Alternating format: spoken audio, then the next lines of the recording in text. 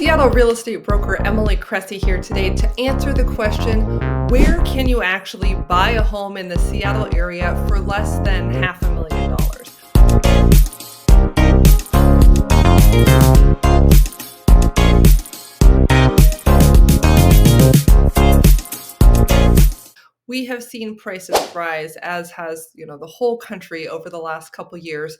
And although they took a dip, they are back going up again. So when it comes to affordability, Seattle has some big issues. And I think we're one of the most expensive areas in the country to live.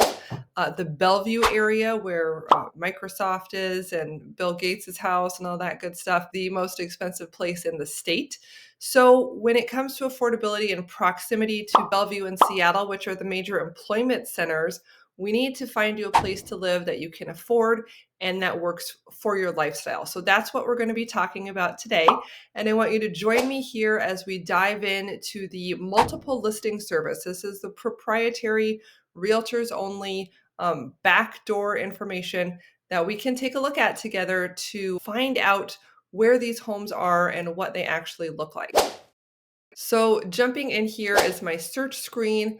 I've selected King County, which is the whole county that Seattle is located in.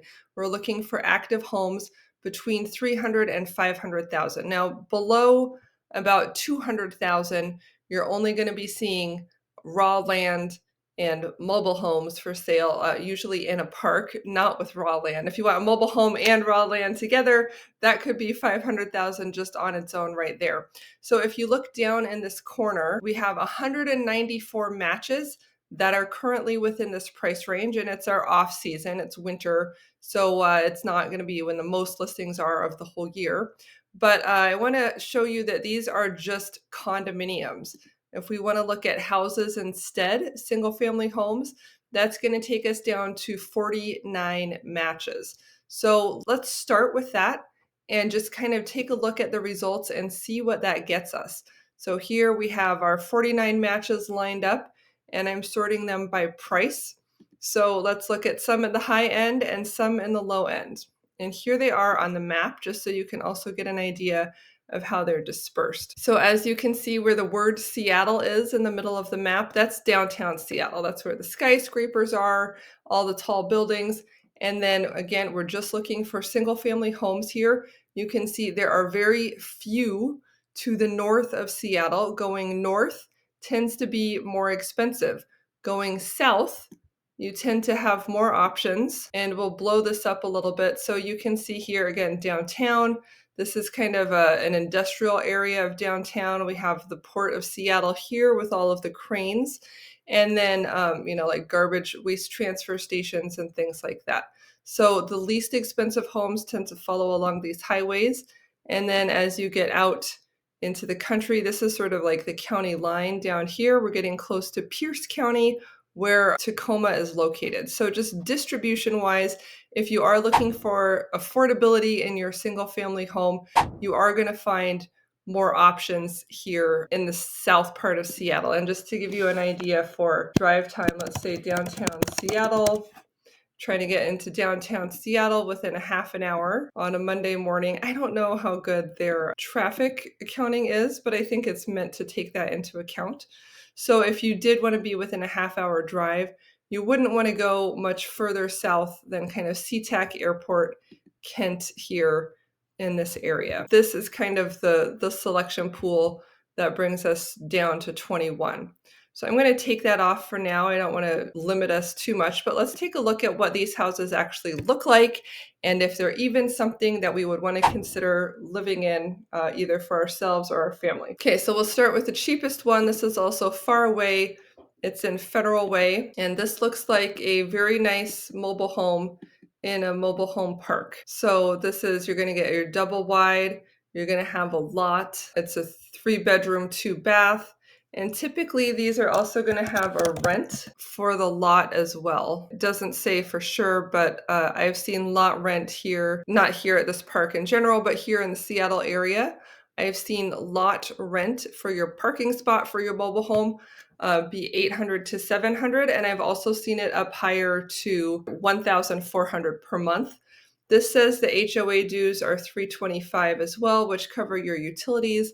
And this is a 55 plus community, so that kind of limits your options. Let's go on to some other homes that are on the affordable end. This is Snohomish. It's a 1 bedroom, 600 square foot option out in the mountains. And it looks like it's kind of dated here, but that's something to think about. Here's SeaTac. This is right by the airport. This is a townhouse. It's a 2 bedroom.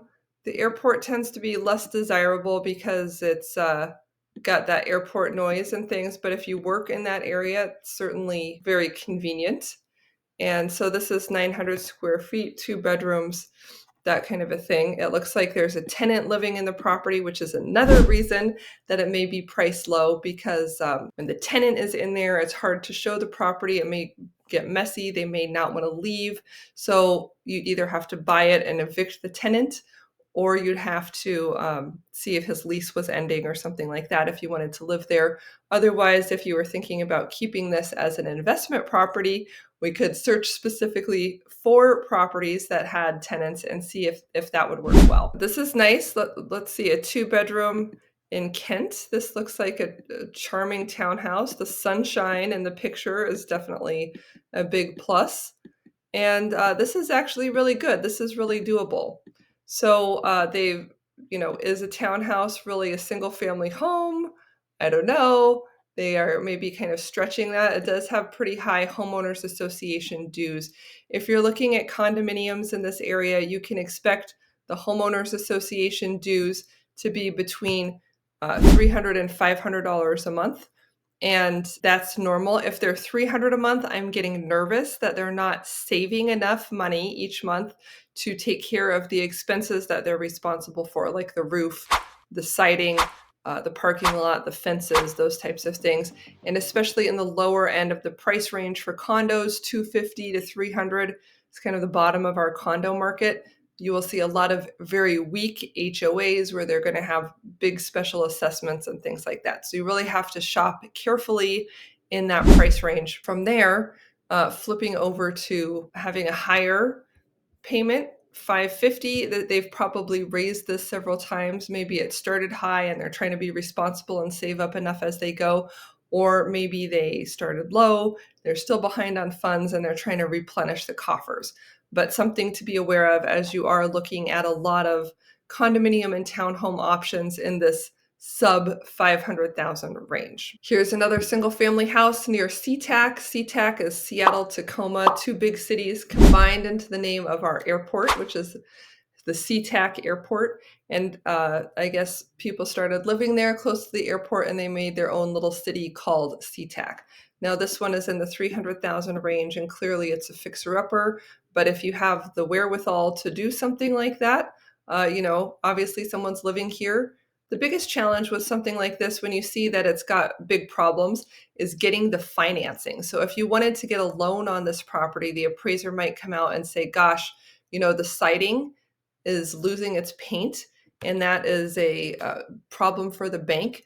We need to make sure that all of the exterior of the house is encapsulated by paint before we actually do the loan. So if we saw something like this and you wanted to try to do it, we could maybe get you a rehab loan where the bank is giving you money to buy the house and also money to fix up the house. That could be an option.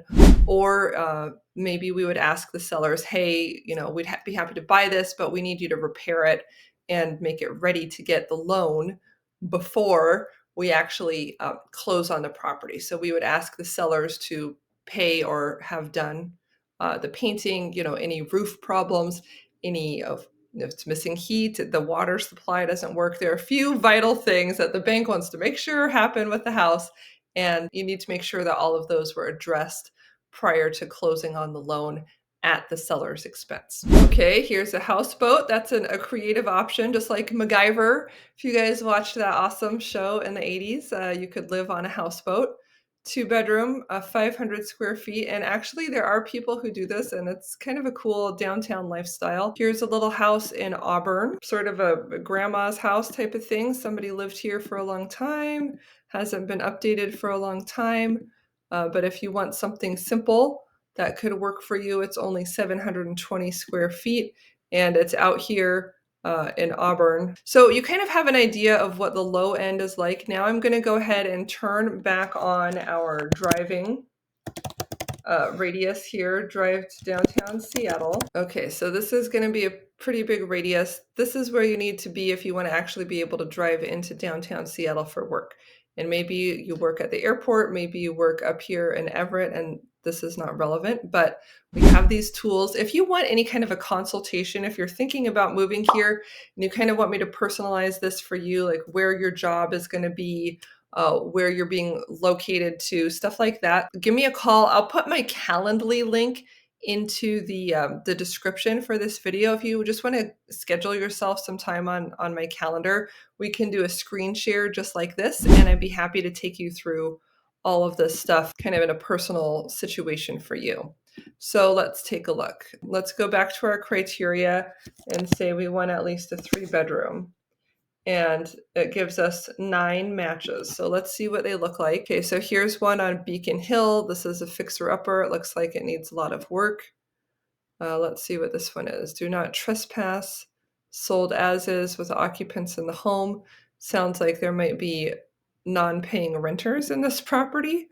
Okay, here's one that looks nice. Tequila, move-in ready Rambler, 3 bedrooms, 1 bath, priced at $489. So this actually looks really nice. And where is Tequila? It's in South Seattle. Let's take a look at the map. And you can see Tequila is right here along I-5. So pretty good, convenient location. Not even at the maximum border for drive time for 30 minutes getting into Seattle. And a great starter house here, or even a house to downsize into. So I really like this one. What else? Wallace Street in South Seattle. This is a 3-bedroom, 1 bath. This looks like an older home that is quite dated.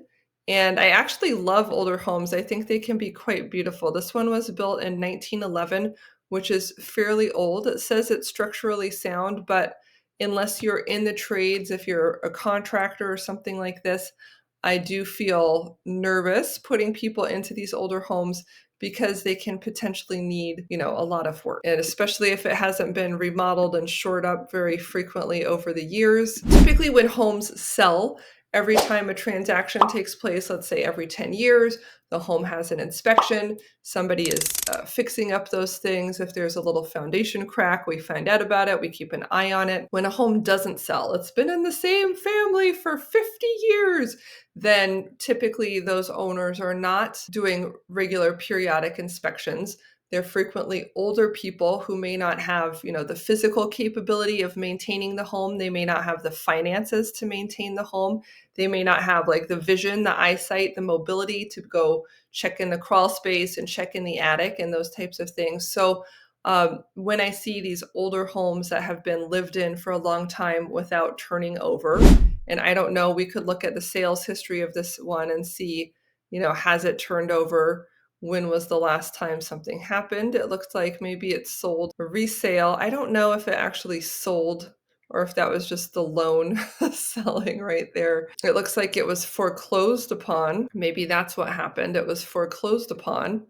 And that's not a good sign either, because that suggests that people could not afford to keep up the property. There's almost always deferred maintenance, and there might even be something more extreme in terms of big problems that could have even driven them into foreclosure. You just don't know. That's a yellow flag on this one. You'd want to be really careful to do your due diligence here. This is the property, but it looks like they're selling it as land. They're not even showing us the inside. They're just kind of saying, this is a location where something better could be built. Cash out, rehab loan, remodel. Looks like it's not a great option there. Okay, this looks cute. Let's see how it looks inside. Actually, really nice inside. I love this. So this could be another good option. This is $499. It's in Seattle. We can show it on the map. So it's right here in White Center. This area is a little bit more high crime potentially, so we just need to be careful here, but you can always, if you're in an area that you're not sure about the crime rate and you're worried that it might be a high crime area, if you find a house and you say, oh, I love this house right here, really cute, you can call the police station and say, I'm looking at buying in this neighborhood. Can you please tell me kind of what the crime statistics are around here? And the police will give you that data so that you can get an idea of what the vibe is and whether you're on the wrong side of the tracks for that very specific listing. But I think the house itself looks very cute, and it looks like it could even be well maintained or recently remodeled. We've just got a couple more here. This one is a 3-bedroom, 2-bath. We haven't seen very many 2-bathroom homes. So it looks like it's been modernized, but perhaps in a non-neutral way, not to everybody's taste. Something funky might be going on with the ceiling over there. So this one, it looks like maybe more space, but a little bit lower quality. Obviously, the yard is not very cool. So this might be one where, you can get into it. It's 2,000 square feet and do something to kind of bring it up. It does say it's cash only. Investors selling as is needs TLC. So when it's cash only, that's a suggestion that there might be something wrong with the house that prevents it from being financeable. Here's a 3-bedroom, 1.5-bath, totally remodeled, looks amazing, and 1,000 square feet, just at 500. Des Moines is on the water over here, just a little bit south of SeaTac. So this is going to be a really convenient area. A lot of people like to live here. It's a little bit nicer south than north in some of the areas around SeaTac. Kent is a popular suburb. So yeah, take a look at that area. Des Moines. I know in Iowa they say Des Moines. They're not a hick. But in Seattle, they call it Des Moines, and I don't know why. And here's our last option right now. It looks like, was that a little bit of a view?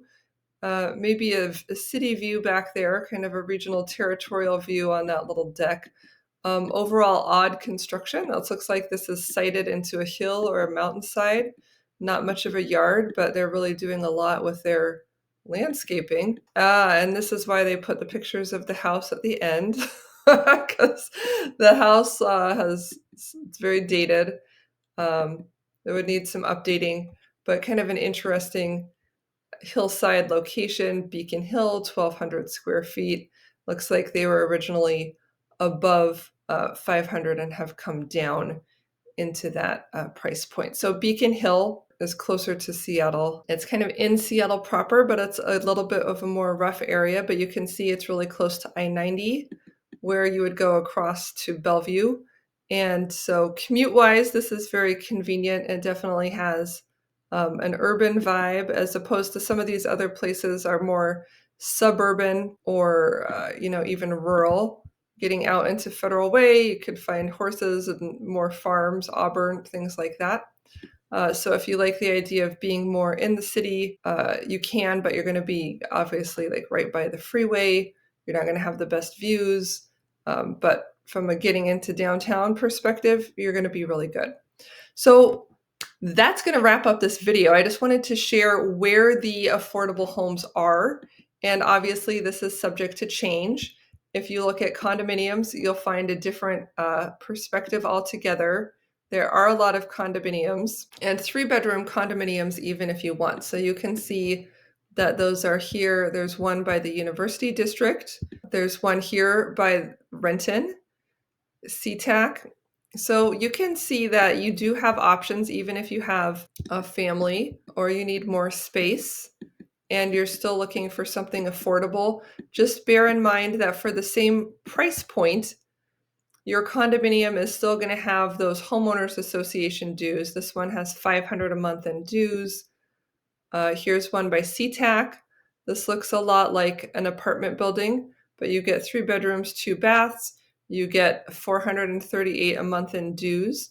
But looking at the history, let's look at, price-wise, this one had a foreclosure, but let's see what it sold for in the past. Looks like this one had, Liz Pendens is when they get behind on payments. So it had one in 2004, 2016, and 2018.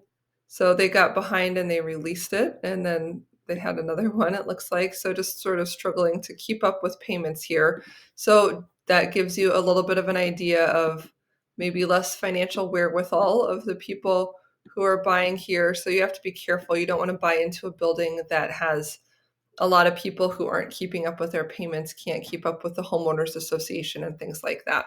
This is in Renton. Renton has had a lot of money going into it now. The Seahawks professional football team has their practice field over there. The Renton Landing is a really nice kind of huge, fancy, upscale outdoor shopping center. They have Coulon Park, which is a Lake Washington huge waterfront park. You can access the beach and go swimming there. What else? Boeing is down there, a lot of employment, a lot of hotels. So Renton, which has some older areas and some rougher areas, certainly has more up and coming areas as well. Here's Renton right here. So they've been blessed by Bellevue, which is the most expensive area in the state, right between these two bridges, 520 to the north and I-90 to the south. This is the hot spot. And so people want to live here or close to it. This is their downtown. They can't afford it, so they leak down here. And this area, Renton and Renton Highlands, has been benefiting and seeing an increase in property values and just an improvement in the overall look and feel of the area as a result. Let's see what else. Last one, Sandpoint Way. This is actually closer to the University of Washington.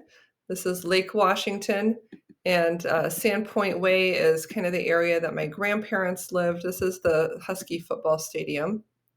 I don't know that you could actually see it from this building. It may be that that's what they're saying. But this was an area that was kind of developed post-war baby boom type of thing, and it's up here on the lake. So if you did not want to be in South Seattle and you were looking for other options, you at least have one at the moment.